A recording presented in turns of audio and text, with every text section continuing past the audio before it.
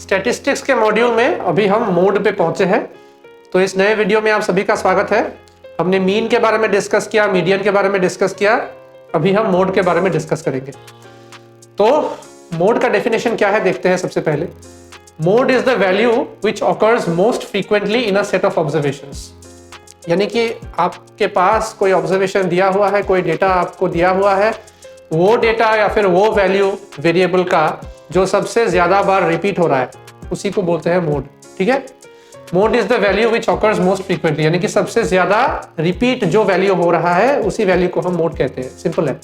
It is the value of the variable which is predominant in the series, यानी कि सबसे ज्यादा बार जो रिपीट हो रहा है। दोनों सेंटेंसेस का एक ही मतलब है। ठीक है, अलग अलग तरीके से हमने लिखा है यहाँ पे ताकि कंफ्यूजन ना हो। ये दोनों सेंटेंसेस का मीनिंग सेम ही होता है। एक बहुत ही आसान सा एग्जांपल हम आपको बताते हैं। मान लीजिए कि ये हाइट है 10 लड़कों का।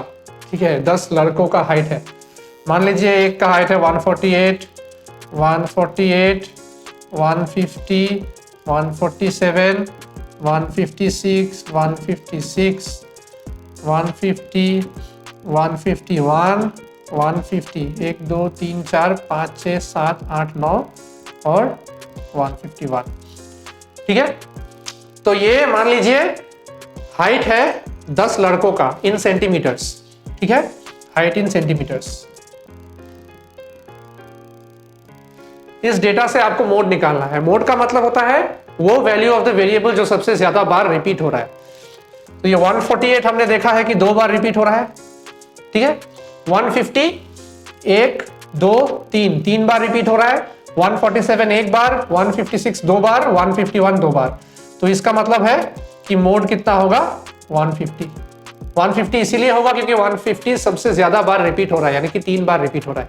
तो ऐसे ही हम मोड निकालते हैं। अभी कंटिन्यूअस फ्रीक्वेंसी डिस्ट्रीब्यूशन के लिए मोड का फॉर्मूला क्या होगा ये हम बताते हैं आपको। Mode is equal to L plus H into F1 minus F0 divided by twice F1 minus F0 minus F2। तो ये F1 F2 F0 का मतलब क्या होता है, H L इसका मतलब क्या होता है हमने यहाँ पे लिखा है। लेकिन सबसे ज्यादा महत्वपूर्ण बात यह है कि अगर आपके पास ग्रुप डेटा है तो आपको ये वाला फॉर्मूला यूज करना ही करना है मोड निकालने के लिए। ठीक है, mode is equal to L plus H into F1 minus F0 divided by twice F1 minus F0 minus F2। तो यहाँ पे L का मतलब होता है lower limit of the modal class. Modal class जैसे हमने पहले मीडियन क्लास निकाला था, मीडियन क्लास का मतलब होता है कि उसी क्लास के अंदर मीडियन है। मॉडल क्लास का मतलब होता है कि उसी क्लास इंटरवल के अंदर जो है वो मोड है।